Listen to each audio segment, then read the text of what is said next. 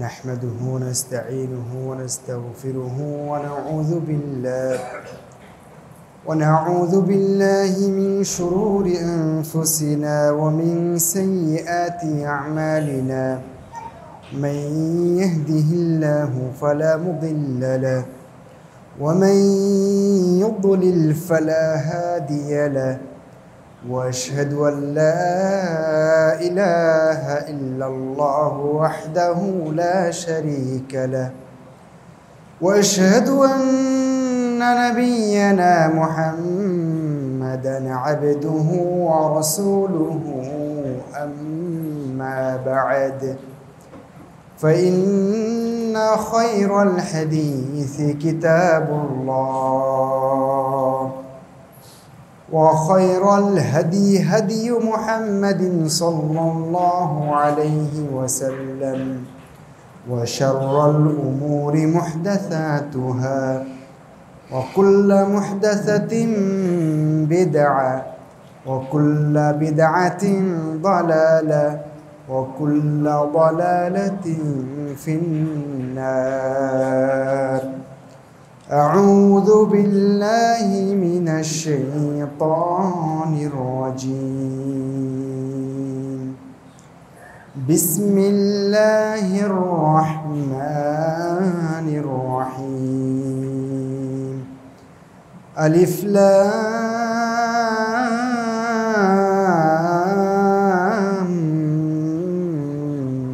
ميم ذلك الكتاب لا ريب فيه هدى للمتقين যাবতীয় প্রশংসা মহানবুল আলামিনের জন্য। দুরূদ এবং সালাম বর্ষিত হোক নবী মুহাম্মদ সাল্লাল্লাহু আলাইহি ওয়াসাল্লামের উপর।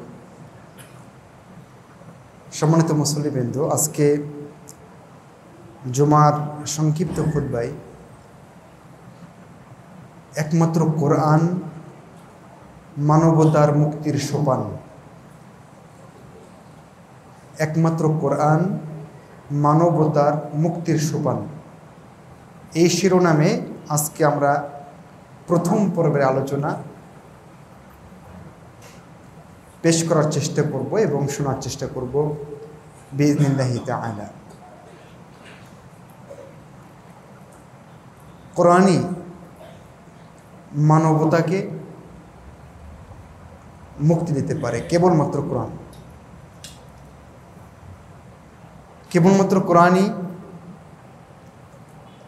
মানবতা শুধু নয়, বরং আমাদের ইহকাল এবং পরকালকে সমৃদ্ধ করতে পারে, শান্তিময় করতে পারে। কোরআনের বিধান, এর আদর্শ, এর আদেশ নিষেধ প্রত্যেকটাই মানবতার জন্য চিরকল্যাণকর। সেজন্য এই কোরআনের উপরে আমাদের আলোচনা হওয়া উচিত এবং এই বিষয়ে আমাদের জ্ঞান অর্জন করা উচিত। সম্মানিত মুসল্লিবৃন্দ, আমরা আজকে কয়েকটি পয়েন্টে কথা বলবো। তার শুরুর দিকে আমরা দেখব কোরআন কি, কোরআনের ফজিলত এবং মর্যাদা কি। তারপরে আমরা দেখব কোরআন যারা পড়েন, কোরআনের সাথে যারা আছেন থাকবেন, তাদের কি মর্যাদা রয়েছে। সর্বপ্রথমে আমরা দেখার চেষ্টা করব কোরআন কাকে বলে। আবিধানিক অর্থ যদি বিশ্লেষণ করতে যাই কোরআন মাজিদের, তাহলে অনেকের কাছে দুর্বোধ্য মনে হতে পারে। সেজন্য আমি বা ওইটা আমাদের জন্য হয়তো বা সাধারণ মানুষের জন্য খুব বেশি দরকার নাও হতে পারে। সেজন্য আমি সরাসরি কোরআন মাজিদের পারিভাষিক সংজ্ঞা, যেটা দিয়ে আমরা কোরআন মাজিদ চিনব, সেটা দিয়ে আলোচনা শুরু করছি। কোরআন মাজিদের সংজ্ঞায় বলা হয়েছে ওয়া কালামুল্লাহ আল মুনাজ্জাল আলা নবিহি মুহাম্মাদিন সাল্লাল্লাহু আলাইহি ওয়াসাল্লাম আলাইহিস সালাম আল মুতাআব্বিদ বিতিলাওয়াতিহি আল মু'জাজ بلفظ مكتوب في المصاحف المنقول بالمبدوء بسورة الفاتحة والمختوم بسورة الناس এই হচ্ছে কোরআন মাজিদ। অর্থাৎ যদি আমরা সরল অনুবাদ করি, কোরআন মাজিদ হচ্ছে আল্লাহর কালাম, আল্লাহর বাণী, আল্লাহর কথা, যা তার রসুল মুহাম্মদ সাল্লাল্লাহু আলাইহি সাল্লামের উপরে জিবরিল আমিন আলাইহিস সালাম মারফত তার দ্বারা অবতীর্ণ হয়েছে। যে কোরআন মুতাআব্বাদ বিতিলাওয়াতিহি, কেবলমাত্র কোরআন তেলাওয়াত করলে তার বিশেষ নেকি আছে। আল মুআজাজ বিলফযিহি, এর শব্দ ভাণ্ডার, এর বাক্যের ধরন, এর আয়াতের প্রত্যেকটা সূরা মুআজিজা। এবং আল মানকুল বিত্তাওয়াতুর, কোরআন মাজিদ আমাদের কাছে মুতাওয়াতির সূত্রে এসেছে, যে সূত্রে কোনো প্রকার সন্দেহের অবকাশ নেই, যেটি লিখিত আকারে মুসহাফের ভিতরে আমরা দেখতে পাচ্ছি, যার শুরু সূরাতুল ফাতিহা দিয়ে, শেষ হয়েছে সূরা আন-নাস দিয়ে। এই হচ্ছে কোরআন মাজিদের সংজ্ঞা। এইভাবে আমরা কোরআন মাজিদ চিনব। এখানে সবচেয়ে গুরুত্বপূর্ণ যে পয়েন্ট, সেটি হচ্ছে যে কোরআন মাজিদ যে আল্লাহর কালাম, এটা আমাদেরকে আগে স্বীকৃতি দিতে হবে, এটা আমাদেরকে আগে বিশ্বাস করতে হবে। কোরআন মাজিদ মাখলুক নয়, এটা আল্লাহর সৃষ্টি নয়, বরং এটা মহান রব্বুল আলামিনের কালাম, তার কথা, তার বাণী, এটা তার সিফাত। দুটোর ভিতরে পার্থক্য অনেক। আকাশ জমিন যেমন ব্যবধান, এই দুটো কথার ভিতরে তার চেয়ে বেশি ব্যবধান। কোরআন মাজিদ আমাদের বিশ্বাস করতে হবে যে এটা মহান রব্বুল আলামিনের কালাম, তার সিফাত, তার গুণ বৈশিষ্ট্য, তার বাণী। তিনি সত্যি সত্যি মানে এটা তিনি বলেছেন। সেই হিসেবে আমাদের এখানে একটা বিশ্বাসগত ব্যাপার আছে। সেটা কি? সেটা হচ্ছে মহান রব্বুল আলামিনের কোনো সিফাত সৃষ্ট নয়, মাখলুক নয়। মহান রব্বুল আলামিনের কোনো সিফাত বৈশিষ্ট্য সৃষ্ট নয়। যেহেতু কোরআনও আল্লাহর একটা সিফাত, অতএব কোরআন মাজিদও সৃষ্ট নয়। এবং আপনারা জানেন যে এই মাসআলা নিয়ে আদিকাল থেকেই যারা কোরআন এবং সুন্নাহর অতন্দ্র প্রহরী, যারা নির্ভেজাল কোরআন এবং হাদিসের দাওয়াতকে, তাওহীদের নির্ভেজাল দাওয়াতকে প্রচারের জন্য সবসময় এগিয়েছিলেন, তারা এই মাসালা নিয়ে বিদাতীদের সাথে, ভ্রান্ত বিশ্বাসীদের সাথে অনেক তাদের ফাইট করতে হয়েছে। এই তালিকায় আছেন ইমাম আহলুস সুন্নাতি ওয়াল জামাআহ ইমাম আহমদ ইবনে হাম্বল। তাকে কোরআন সৃষ্ট নয় এই ফতোয়া দিয়ে তৎকালীন শাসক কর্তৃক অনেক জুলুম এবং নির্যাতনের শিকার হতে হয়েছিল। সেজন্য আমাদের এই কনসেপ্ট, এই বিশ্বাস অবশ্যই প্রথমে ক্লিয়ার করা উচিত এবং দৃঢ়ভাবে ধারণ করা উচিত যে কোরআন যেটা আমরা পেয়েছি সেটি আর কিছু নয়, এটি মহান রব্বুল আলামিন বলেছেন, এটা তার বাণী, এটা তার কথা। এর বাইরে কোরআন সৃষ্ট, এটা মাখলুক, এই বিশ্বাস যদি রাখি তাহলে আমরা মারাত্মক ভুলের ভিতরে আছি এবং এই ভুল সংশোধন করতেই হবে। আমি আপনাদেরকে ইমাম মালিক রাহিমাহুল্লাহর একটা বাণী শোনাই। তিনি বলেছেন, মান ক্বালা আল কুরআনু মাখলুকুন ইউজাউ দরবান ওয়া ইউহবাসু হাত্তা ইয়াতুবা। যে ব্যক্তি বলবে কোরআন মাখলুক, এটা সৃষ্ট, তাকে শাস্তি দিতে হবে এবং তাকে তওবা না করা পর্যন্ত বন্দি রাখতে হবে, জেলখানায় হোক বা অন্য কোথাও হোক। এটা বলেছেন ইমাম মালিক, ইমাম দারুল হিজরা রাহিমাহুল্লাহ তাআলা। ইসহাক ইবনে রাহুয়াই ইনি হলেন ইমাম বুখারীর উস্তাদ, যার অনুপ্রেরণায় ইমাম বুখারী, আমরা যে সহিহ বুখারী পেয়েছি, এটা সংকলন করতে উদ্বুদ্ধ হয়েছিলেন।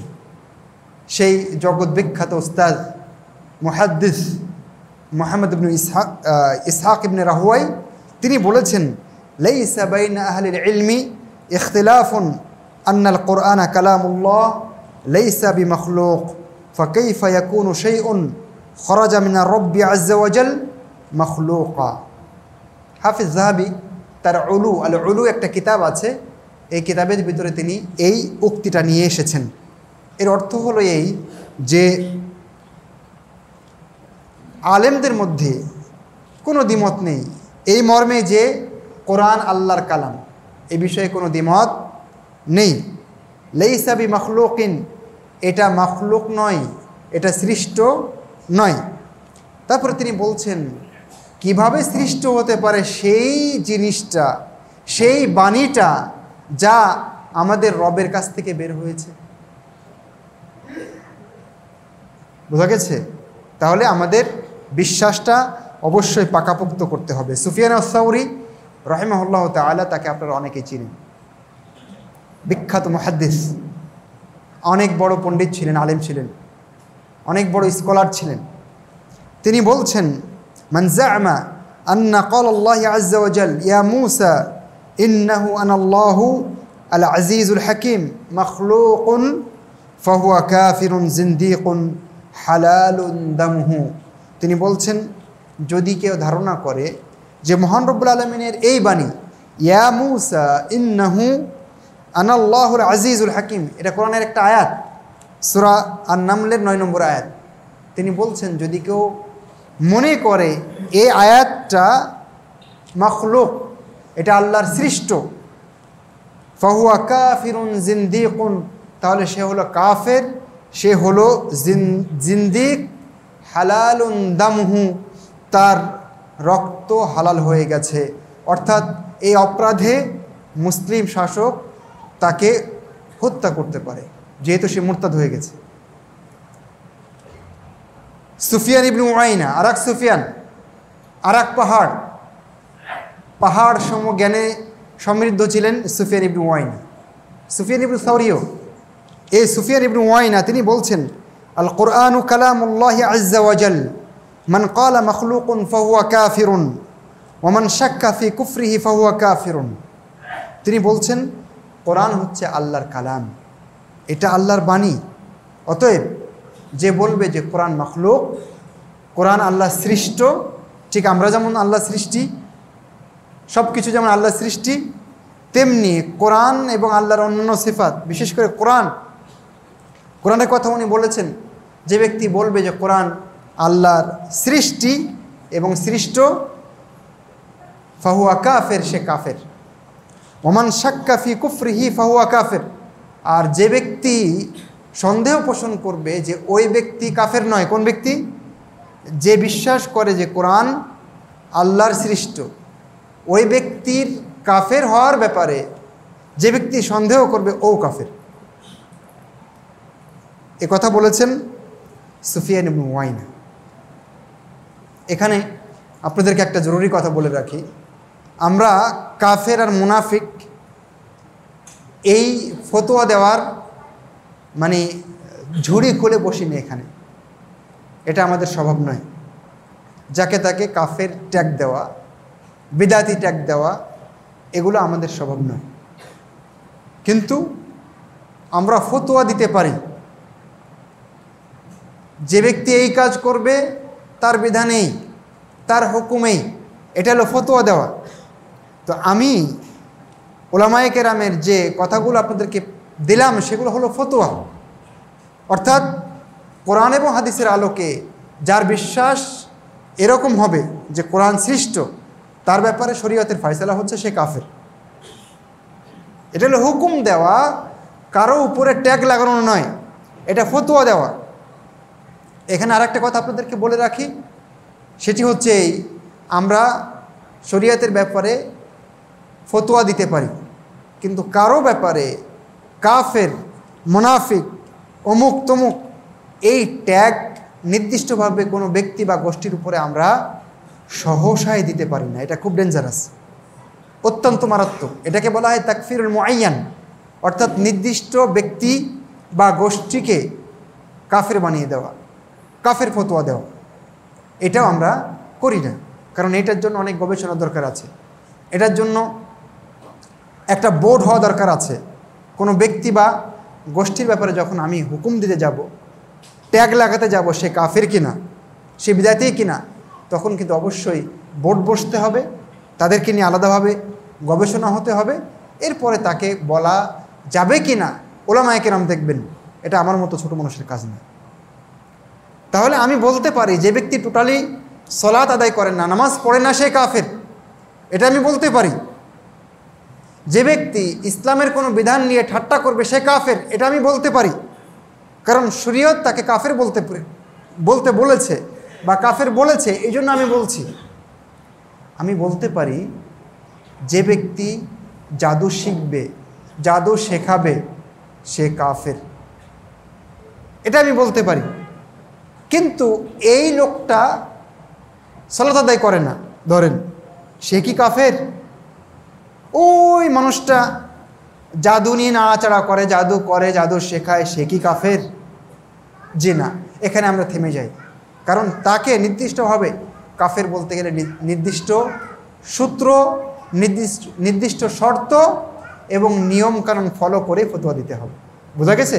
এই দুটোর ভিতরে অবশ্যই আমাদেরকে পার্থক্য করতে হবে।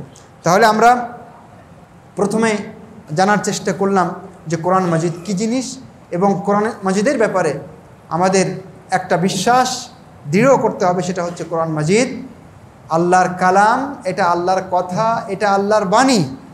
সুতরাং আল্লাহর কথা, আল্লাহর সিফাত, আল্লাহর বাণী এটা সৃষ্ট হতে পারে না। ঠিক মহান রব্বুল আলামিন তার সিফা জাতিয়া হোক বা ফেলিয়া হোক, আল্লাহর কর্মগত বা সত্যগত যে কোনো সিফাত, বৈশিষ্ট্য সৃষ্ট হতে পারে না। মহান রব্বুল আলামিন কোরআন মাজিদে বলেছেন, বাল ইয়াদাহু মাবসুতাতান, বরং মহান রব্বুল আলামিনের দুই হাত প্রশস্ত। মহান রব্বুল আলামিনের দুই হাত সৃষ্ট হতে পারে না। মহান রব্বুল আলামিন বলেছেন তার নিজের ব্যাপারে ওয়াজ, নিজের ব্যাপারে বলেছেন নাফস। আল্লাহর চেহারার কথা এসেছে, আল্লাহর পায়ের গোছার কথা এসেছে, নলার কথা এসেছে। সুতরাং সেগুলো সৃষ্ট হতে পারে না। মহান রব্বুল আলামিন কথা বলেন, মহান রব্বুল আলামিন ইচ্ছা পোষণ করেন, মহান রব্বুল আলামিন রাগ আছে তার, মহান রব্বুল আলামিন হাসেন, মহান রব্বুল আলামিন খুশি হন। এগুলো তার সিফা ফেলিয়া, কর্মগত সিফাত। এগুলোর একটাও কি নয়, মাখলুক নয়, সৃষ্ট নয়। এই বিশ্বাসটা আপনাদেরকে দৃঢ় রাখতে হবে। কোরআন মাজিদের ব্যাপারে আমাদের আরও দু একটা বিশ্বাসের কথা বলি। কোরআন মাজিদ ঠিক যেভাবে মহান রব্বুল আলামিন বলেছেন, জিবরিল আমিন সেইভাবে ধারণ করেছেন, এবং সেইভাবে তিনি নবী মুহাম্মদ সাল্লাল্লাহু আলাইহি সাল্লামের কাছে পৌঁছে দিয়েছেন। ঠিক হুবহু সেই কোরআন আজও আমরা ধারণ করছি, লালন করছি, হুবহু সেই কোরআন। এখানকার একটা বাক্য, একটা শব্দ, একটা হরফ, এমনকি একটা হারাকা, যে জবর পেশের কোনো পরিবর্তন হয়নি, হবেও না। কোরআনের ব্যাপারে যদি আমরা ঈমানের কথা বলি, এর উপরে ঈমানের স্বরূপ, তাহলে আমাদের আরও বিশ্বাস করতে হবে যে কোরআন মাজিদের যা কিছু আছে এর ভেতরে তার পুরোটাই সত্য, পুরোটাই হক, পুরোটাই ইনসাফ, পুরোটাই মানবতার কল্যাণের জন্য এসেছে। এখানে কোনো কিছু অবান্তর অহেতুক বক্তব্য এখানে নাই। এখানে যা কিছু আছে পুরোটাই খাঁটি, এখানে যা কিছু আছে পুরোটাই সত্য, হক, ইনসাফপূর্ণ। এটা আমাদেরকে বিশ্বাস করতে হবে। আমাদেরকে আরও বিশ্বাস করতে হবে এই কোরআন মাজিদ মহান রব্বুল আলামিনের কাছ থেকে এসেছে, এবং মহান রব্বুল আলামিনের কাছেই একটা সময় আবার ফিরে যাবে। হাদিসে এসেছে, শেষ জামানায় কিয়ামতের ঠিক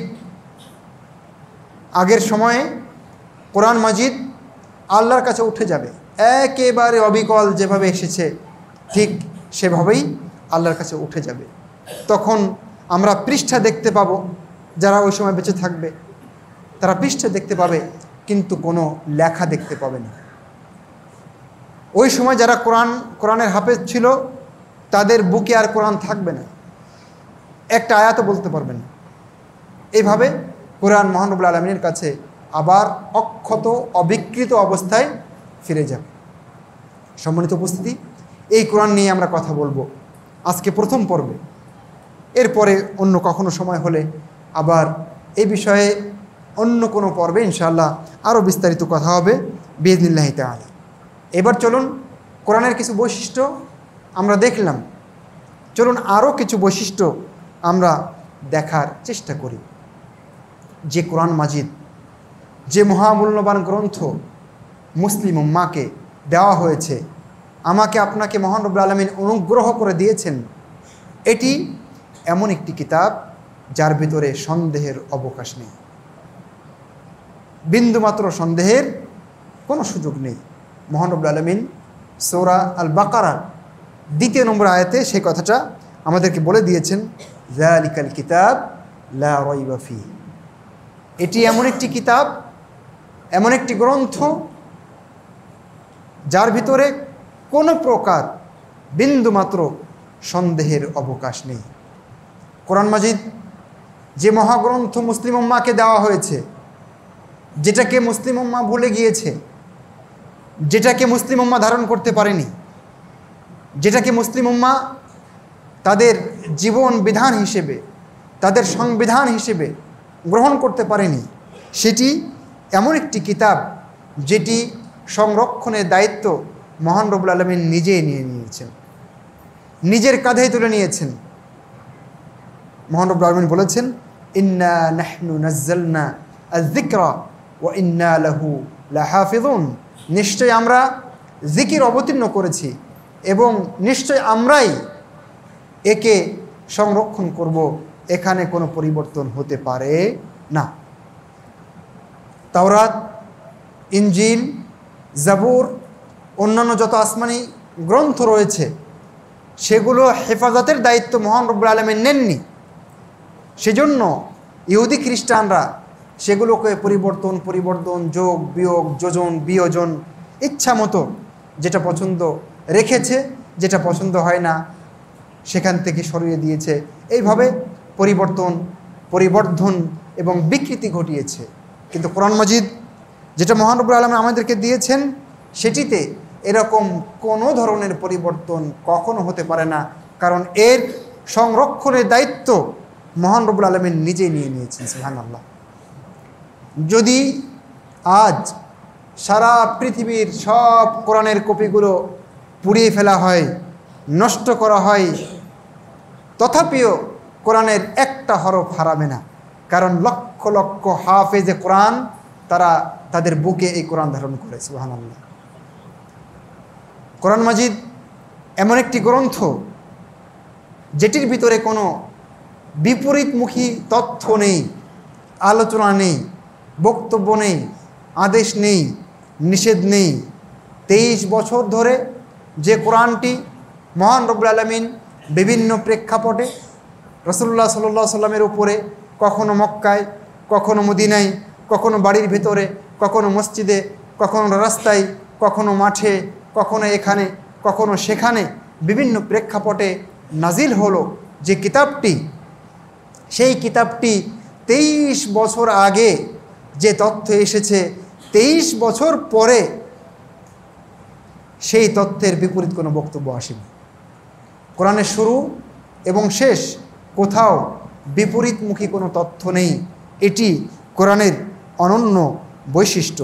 সেজন্য মহান রব্বুল আলামিন এই কোরআনের ব্যাপারে বলেছেন যে ওয়ালাউ কানা মিন ইনদি গায়রিল্লাহি, যদি কোরআন আল্লাহ ছাড়া অন্য কারো কাছ থেকে আসতো, লাওয়াজাদু ফি ইখতিলাফান কাসীরা, তবে তারা এখানে অনেক মতভেদ দেখতে পেত।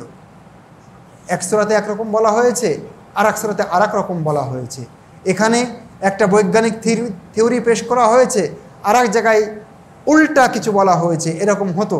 কিন্তু কোরআন মাজিদ এমন একটি গ্রন্থ যেখানে বিপরীতমুখী কোনো তথ্য নেই। কোরআন মাজিদ এমন একটি গ্রন্থ যেটি আমাকে আপনাকে সবসময় সঠিক পথে পরিচালিত করে, সবসময় হকের কথা বলে, সবসময় সঠিক রাস্তার কথা বলে। এই জন্য মহান রব্বুল আলামিন আমাদেরকে বলেছেন হুদাল লিল মুত্তাকিন, এটি এমন একটি কিতাব যেটি মুত্তাকিদের জন্য হেদায়েত স্বরূপ, পথ প্রদর্শক। শুধু মুত্তাকি নয়, বরং গোটা মানবতার জন্য কোরআন মাজিদ মুক্তির দিশারি হতে পারে, সঠিক পথের কাণ্ডারি হতে পারে।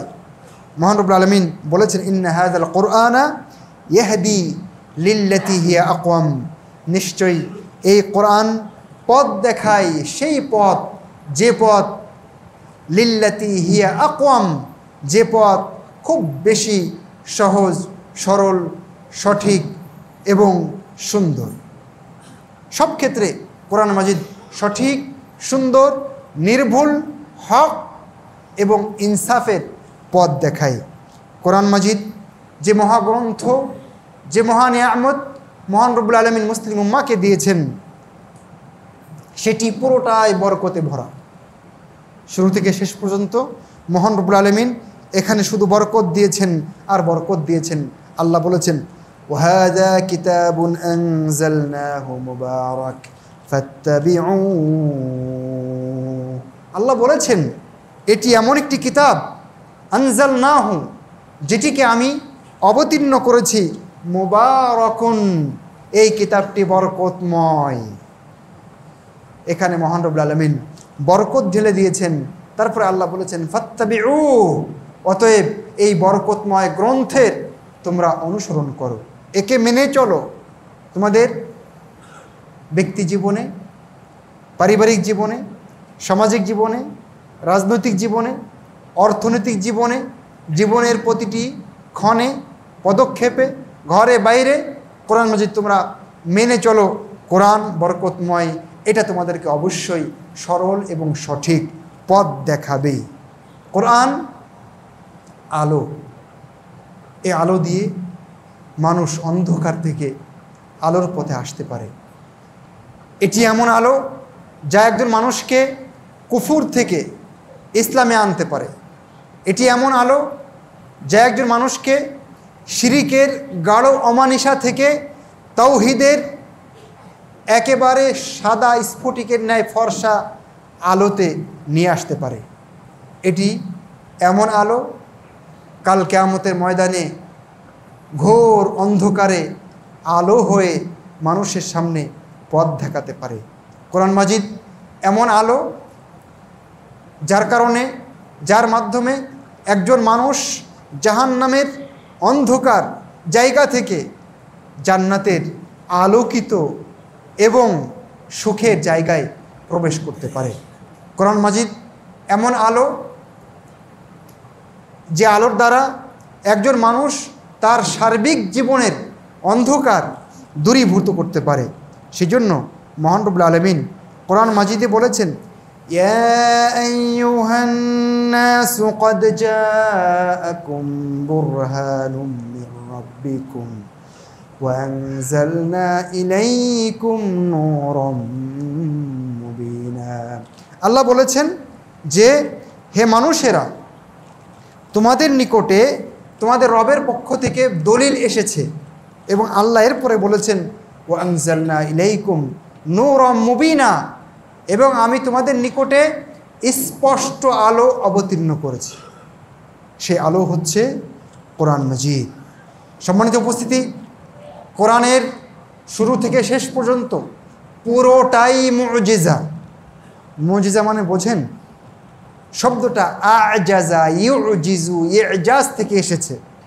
এর মানে হচ্ছে কাউকে অপারক করে দেওয়া, কাউকে ব্যর্থ করে দেওয়া, ইজাজ। তার মানে কোরআন তার শব্দ দিয়ে গোটা মানবতাকে অপারক করে দিয়েছে। মুআল্লাকাত যেগুলো কাবাতে ঝুলন্ত ছিল, সেগুলো তাদের সাহিত্য চর্চারই একটা উপাদান ছিল। এবং আলামত ছিল, নিদর্শন ছিল। সম্মানিত উপস্থিতি, সেই যুগে কোরআন মুআজিজা হিসেবে এসেছিল, কিন্তু তৎকালীন সাহিত্যিকরাও এই কোরআন মাজিদের মতো এর একটা সূরার মতো সূরা বানাতে দুঃসাহস করতে পারেনি, সক্ষম নয়, আসলে কেউ পারবে না। এই জন্য কোরআন মাজিদ জীবন্ত মুআজিজা, এটা যে মহান রব্বুল আলামিনের পক্ষ থেকে, তা এই মুআজিজা দিয়েই বোঝা যায়। আজও সারা পৃথিবীর মানুষ যদি চেষ্টা করে, তাহলে একটা সূরার মতো সূরা কেউ বানাতে পারবে না। সুবহানাল্লাহ। এইভাবে কোরআন মাজিদ তার শব্দ ভাণ্ডার দিয়ে, তার বাক্যের শৈলী দিয়ে, তার ভাষার লালিত্য দিয়ে, সৌন্দর্য দিয়ে, বালাগাত এবং ফাসাহাত দিয়ে পুরো মানবতাকে অপারক করে দিয়েছে। এমন কোরআন মাজিদ মহান রব্বুল আলামিন আমাদেরকে দিয়েছেন। কোরআন মাজিদ এমন একটি গ্রন্থ, যার বাকে বাকে শুধু হেদায়েত আর হেদায়েত, শুধু আলো আর আলো, শুধু ভালো আর ভালো। এখানে মানবতার মুক্তির জন্য, পরকালে এবং ইহকালে শান্তি এবং মুক্তির জন্য, নাজাতের জন্য, মানুষের জন্য যা যা লাগবে তার সব উপাদান মহান রব্বুল আলামিন কোরআন মাজিদে দিয়ে দিয়েছেন। মানুষের আকীদা, মানুষের বিশ্বাস, ঈমান, আমল, লেনদেন, মুআমালাত, চলাফেরা, তার পারিবারিক জীবন, সমাজ জীবন, অর্থনৈতিক জীবন, মানুষের আচার ব্যবহার, সব কিছু যা কিছু মানুষের লাগবে তার সব কোরআন মাজিদে মহান রব্বুল আলামিন দিয়ে দিয়েছেন। সুবহানাল্লাহ। এই জন্য আল্লাহ বলেছেন, মা ফাররাতনা ফিল কিতাবি মিন শাই, আমরা কিতাবে কোনো কিছুই ছাড়িনি। এর ব্যাখ্যায় ইমাম কুরতুবী রাহিমাহুল্লাহ বলেছেন, এখানে কিতাব বলতে দুইটা উদ্দেশ্য হতে পারে। একটা হলো লাওহে মাহফুজ, অর্থাৎ তাকদীরের লিখন, যেখানে কোনো কিছুই বাদ পড়েনি উনি। আর একটা বলেছেন ওয়াকিলা আই ফিল কোরআন, আর একটা হতে পারে যে কোরআনে মহান রব্বুল আলামিন কোনো কিছুই ছাড়েননি। তিনি বলেছেন, মা তারাকনা শাইআন মিন আমরিদ্দিন ইল্লা ওয়াকাদ দাল্লালনা আলাইহি ফিল কোরআন, অর্থাৎ দিনের ব্যাপারে আমি কোরআনে কোনো কিছুই ছাড়িনি, যা যা লাগবে তার সব কিছু আমি কোরআন মাজিদে বলে দিয়েছি।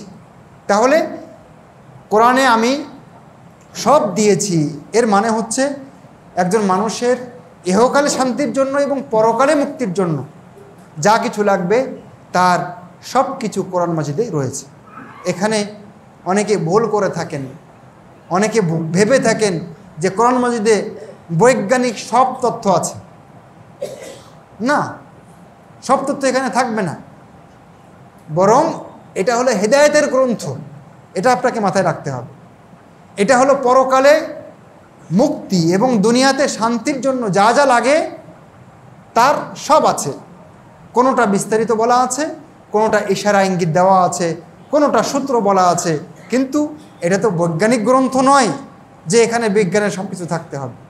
হ্যাঁ, বিজ্ঞানের অনেক থিওরি এখানে আছে, এখানে রাজনীতির অনেক নির্দেশনা আছে, এখানে অর্থনীতির অনেক নির্দেশনা আছে, সামাজিক জীবনের অনেক নির্দেশনা এখানে আছে। কিন্তু সব দিক এবং বিভাগ পাই টু পাই এখানে থাকতে হবে, ব্যাপারটা এরকম না। আমাদেরকে বুঝতে হবে এটা হলো আমাদের সংবিধান, আমাদের জীবন বিধান। এখানে আমার আপনার মুক্তির জন্য যা কিছু দরকার তার সব আছে। সম্মানিত উপস্থিতি, তাহলে আমরা এত সময় নিচ্ছিলাম কোরআন মাজিদ, তার বৈশিষ্ট্য কী। আরও দু একটা পয়েন্ট আমরা নেওয়ার চেষ্টা করি। কোরআন মাজিদ শুধু পরকালের কথা বলে না, শুধু জান্নাতের কথা বলে না, শুধু মরার পরের জীবনের কথা বলে না, বরং কোরআন মাজিদ দুনিয়ার কথাও বলে, তাই না? আমরা যখন দোয়া করি, একটি খুব ব্যাপক অর্থবোধক দোয়া রাসূলুল্লাহ সাল্লাল্লাহু আলাইহি ওয়াসাল্লাম আমাদেরকে শিখিয়েছেন না? সেই দোয়াতে আমরা কি বলি? রব্বানা আতিনা ফিদ দুনিয়া হাসানাতাও ওয়া ফিল আখিরাতি হাসানা ওয়া কিনা আযাবান নার। এর মানে কি? হে আমাদের রব, আপনি আমাদেরকে দুনিয়াতে কল্যাণ দিন, আপনি আমাদেরকে পরকালে কল্যাণ দিন, আর আপনি আমাদেরকে জাহান্নাম থেকে বাঁচান, আগুন থেকে বাঁচান। তাহলে দুনিয়ার কল্যাণ এবং পরকালের কল্যাণ, সব কল্যাণের কথা কোরআন মাজিদে মহান রব্বুল আলামিন বলে দিয়েছেন। সেই নির্দেশনা মহান রব্বুল আলামিন দিয়েছেন। কোরআন মাজিদে আমাদেরকে বলেছে, ওয়ালা তানসা নাসিবাকা মিনাদ দুনিয়া, শোনো, দুনিয়াতে তোমার অংশ তুমি ভুলে যেও না। প্রত্যেকটা মানুষের দুনিয়ার অংশ আছে।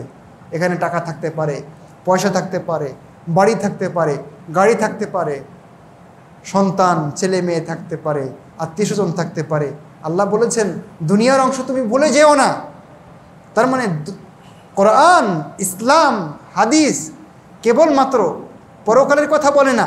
জি, ওটাই আমাদের মূল ফোকাস, কিন্তু দুনিয়া আমাদের করতে হবে, দুনিয়াতে থাকতে হবে, সেটাও ইসলাম বলেছে, সেটাও কোরআন মাজিদ বলেছে। কোরআন মাজিদ এমন একটি গ্রন্থ যেটি মুখস্থ করা, বুকে ধারণ করা মহান রব্বুল আলামিন একেবারেই সহজ করে দিয়েছেন। দেখেন না, কেউ কেউ 1, 2, 3 মাসে পুরো কোরআন মুখস্থ করে ফেলে, আছে না? 7 বছর বয়সে কোরআন মাজিদের হাফেজ এরকম দুনিয়াতে নাই। 10-10-এর আশপাশে, 11, 12, 9 এই বয়সী বাচ্চারা দুনিয়াতে লক্ষ লক্ষ আছে যারা পুরো কোরআন মাজিদকে সূরা ফাতিহা থেকে সূরা নাস পর্যন্ত এই কোরআন মাজিদটা বুকে ধারণ করেছে।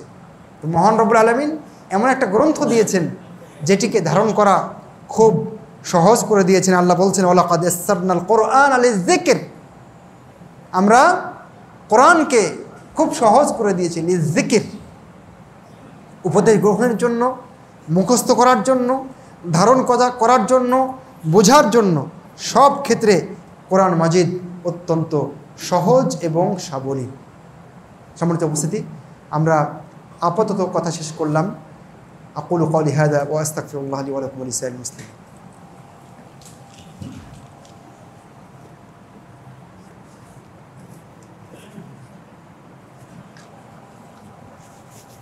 শেষ, 15 শেষ নেই।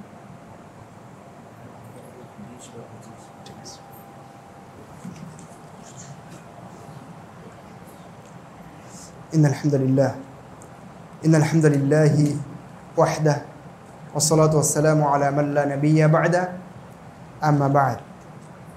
সম্মানিত আস-সুন্নাহ কমপ্লেক্সে উপস্থিত মুসল্লিবৃন্দ, আমরা দেখছিলাম কত মহামূল্যবান গ্রন্থ মহান রব্বুল আলামিন আমাদেরকে দিয়েছেন। কি তার বৈশিষ্ট্য, কি তার মর্যাদা, কি তার মূল্য, সেটা আমরা দেখছিলাম। আমরা আরও কয়েকটা পয়েন্ট নেব। হয়তোবা আজকে আমরা দ্বিতীয় অংশে, অর্থাৎ কোরআন শেখানো এর কি মর্যাদা, সেটা হয়তোবা আজকে আলোচনার সুযোগ হবে না। শুধুমাত্র কোরআন মাজিদের পরিচয়, এর ব্যাপারে আমাদের বিশ্বাস এবং এর যে কি মর্যাদা এবং মাহাত্ম্য রয়েছে, সেই বিষয়ে কথা নিয়ে আজকে আমাদের আলোচনা শেষ করতে হবে। তো আমরা দেখছিলাম মহাগ্রন্থ আল কোরআন, এটি আমাদের জন্য মহান রব্বুল আলামিনের পক্ষ থেকে অমূল্য রতন। সেজন্য আমরা দেখেছি এই কোরআন মাজিদ শিফা, এই কোরআন মাজিদ আরোগ্য। এটা মনের আরোগ্য, এটা শরীরের আরোগ্য। এটা মনের রোগ ভালো করতে পারে কোরআন মাজিদ, এটা শরীরের রোগও ভালো করতে পারে।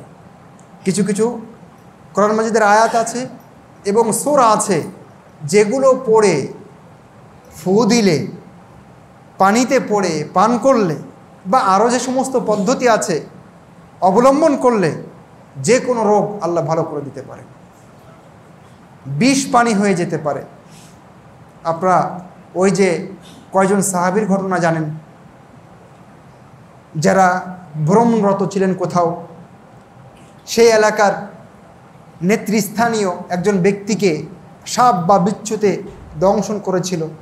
তখন সাহাবীদের একজন ঝাড়ফুঁক করে দিয়েছিলেন, বিষ পানি হয়ে গিয়েছিল, সেটা কিন্তু সূরা ফাতিহা দিয়ে। সুতরাং কোরআন মাজিদ মানুষের দেহের যেমন চিকিৎসা দিতে পারে, আর মানসিক চিকিৎসা তো দিতেই পারে। মহান রব্বুল আলামিন কোরআন মাজিদে বলছেন, ওয়া শিফাউল লিমা ফিস সুদূর। কোরআন মাজিদ মানুষের মনের রোগের চিকিৎসা। আপনার মনের ভিতরে মুনাফিকি আছে, বদমাইশি আছে, মনের ভিতরে কুমন্ত্রণা জাগে, কারো ক্ষতি করার মানসিকতা জাগে, হিংসা আছে, বিদ্বেষ পোষে রাখেন, নিয়মিত কোরআন তেলাওয়াত করেন, কোরআনের উপরে ভক্তি বাড়ান, শ্রদ্ধা বাড়ান, ইনশাআল্লাহ মনের যত দাগ আছে, কালিমা আছে, সব দূর হয়ে যাবে। মানসিক যত অশান্তি, মানসিক যত রোগ আছে, সব ইনশাআল্লাহ দূর হয়ে যাবে। অনুরূপভাবে শারীরিক সমস্যার দিকেও মহান রব্বুল আলামিন ইঙ্গিত দিয়েছেন। তিনি বলেছেন, ওয়ানুনাজ্জিলু মিনাল কুরআনি মা হুয়া শিফাউ ওয়া রাহমাতুল লিল মুমিনিন। তিনি বলছেন যে আমরা কোরআন অবতীর্ণ করেছি যেটি শিফা, আরোগ্য। এখানে মনের আরোগ্য, শরীরের আরোগ্য, যে কোনো আরোগ্য, যে কোনো চিকিৎসা কোরআন হতে পারে। মহান রব্বুল আলামিন সেই কথাই বলেছেন। কোরআন মাজিদ এমন একটি গ্রন্থ যেটি ছাড়া ইসলামের দ্বিতীয় রকম সলাত, নামাজ আদায় করা যায় না, নামাজ হয় না। রাসূলুল্লাহ সাল্লাল্লাহু আলাইহি ওয়াসাল্লাম বলেছেন, লা সলাতা লিমান লাম ইয়াকরা বিফাতিহাতিল কিতাব। সূরা ফাতিহা পড়ে না যে তার সলাত নাই। এমন মূল্যবান গ্রন্থ, সালাত শুদ্ধ হওয়ার জন্য মহান রব্বুল আলামিন যে গ্রন্থের অংশ বিশেষ করে সূরা ফাতিহাকে পড়ার বিষয়টা অবধারিত করে দিয়েছেন, ওয়াজিব করে দিয়েছেন, বরং রুকুন করে দিয়েছেন। সম্মানিত উপস্থিতি, কোরআন মাজিদ এমন একটি গ্রন্থ যেটির একটা দারুণ প্রভাব আছে মানুষের মনের ভিতরে, এর দারুণ প্রভাব আছে।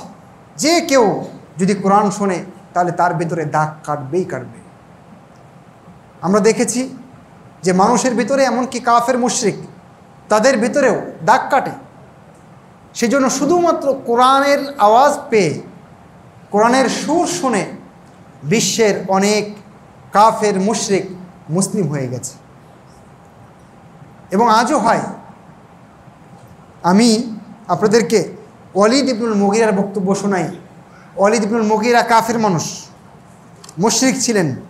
তিনি বলছেন, ফাওয়াল্লাহি মা হুয়া বিশি'রিন ওয়ালা বিসিহরিন ওয়ালা বিহাযি মিনাল জুনুনি ওয়া ইন্না কওলাহু মিন কালামিল্লাহ ওয়া ইন্না লাহু লাহলাওয়া ওয়া ইন্না আলাইহি লাতলাওয়া ওয়া ইন্নাহু লায়া'লু ওয়া মা ইউ'লা আলাইহি।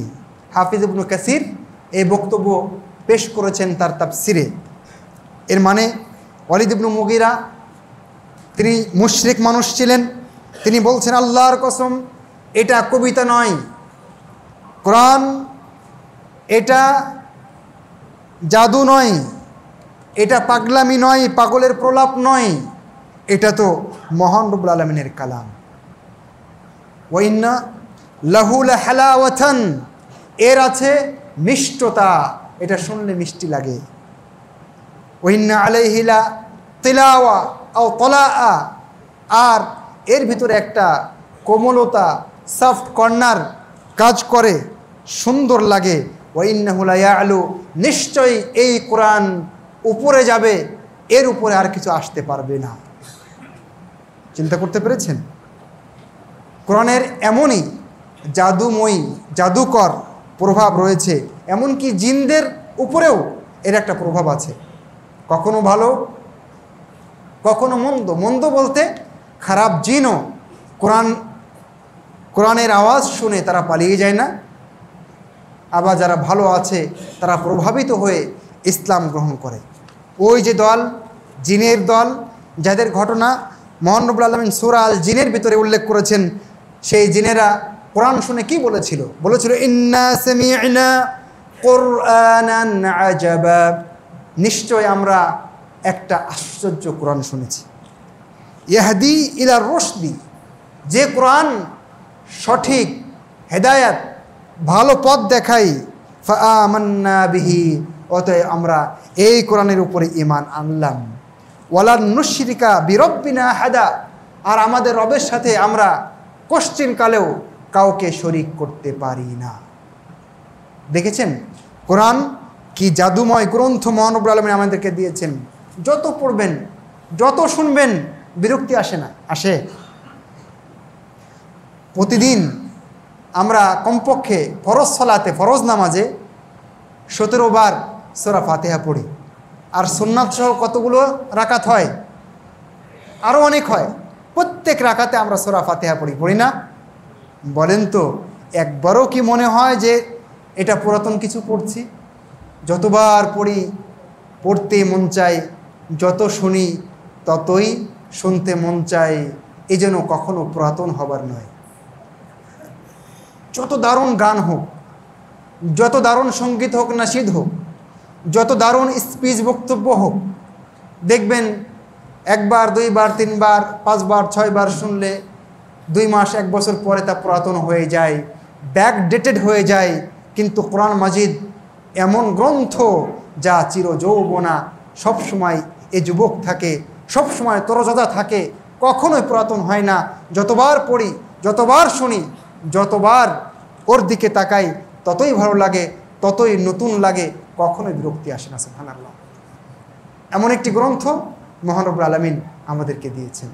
এই গ্রন্থ আমাদেরকে শিখতে হবে, ধরতে হবে। সেই আলাপ ইনশাআল্লাহ অন্য কোনো পর্বে আপনাদের সাথে বলা যাবে। আপাতত আমরা এই সিদ্ধান্তে আসতে পারি, এই যে কিতাব আল্লাহ আমাদেরকে দিয়েছেন, সেটা কি আমরা শুধুমাত্র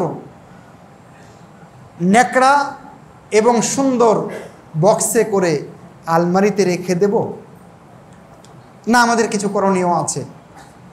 এই চিন্তা মাথায় রেখে তারপরে আজকে বিদায় নেবেন। আমাদের কি করণীয় কোরআনের ব্যাপারে আছে ইনশাআল্লাহ পরবর্তীতে আমরা কথা বলবো বিইذনিল্লাহি তাআলা। একটি ঘোষণা দিয়েই আজকে খুতবা শেষ করছি। 6ষ্ঠ বার্ষিক আস-সুন্নাহ কনফারেন্স 2025, যেটি 16ই ডিসেম্বর মঙ্গলবার আস-সুন্নাহ কমপ্লেক্স বাংলাদেশ এখানে অনুষ্ঠিত হবে। এর 2টি পর্ব থাকবে। প্রথম পর্বে সকাল 10টা থেকে দুপুর 12টা পর্যন্ত এখানে শিশু এবং মহিলাদের জন্য বিশেষ আয়োজন থাকবে। দ্বিতীয় পর্ব হবে বিকাল 3টা থেকে রাত 10টা পর্যন্ত। এখানে মূলত বিশিষ্ট আলোচকবৃন্দ তারা এখানে থাকবেন। এখানে আমি দেখতে পাচ্ছি অনেকজন বিদগ্ধ আলেমে দ্বীন এবং আলোচক রয়েছেন। সবার নাম বলতে গিয়ে অনেক সময় চলে যাবে, আপনারা একটু লিফলেটটা দেখে নেবেন। এখানে আমি দেখতে পাচ্ছি শেখ ডক্টর মঞ্জুরে ইলাহি আছেন এবং শেখ প্রফেসর ডক্টর আবু বকর মোহাম্মদ জাকারিয়া আছেন, আরও অনেকে আছেন। এবং সভাপতিত্ব করবেন আপনাদের এখানকার সভাপতি শেখ ডক্টর মোহাম্মদ সাইফুল্লাহ, এবং সঞ্চালনায় থাকবেন আপনাদের এখানকার আরেকজন অত্যন্ত আন্তরিক মানুষ যিনি এখানে কাজ করছেন এর উন্নয়নের জন্য, শেখ মোহাম্মদ হুসাইন মাদানী থাকবেন সঞ্চালনায়। আরও অনেক আলেম ওলামা এখানে থাকবেন, আপনারা এখানে উপস্থিত হওয়ার চেষ্টা করবেন। আকুলু কওলি হাযা ওয়া আস্তাগফিরুল্লাহ লি ওয়া লাকুম ওয়া লিসাইরিল মুসলিমিন। সুবহানাকা আল্লাহুম্মা ওয়া বিহামদিকা আশহাদু আল্লা ইলাহা ইল্লা আনতা ওয়া আস্তাগফিরুকা ওয়া আতুবু ইলাইকা। কুমু লিস-সালাহ।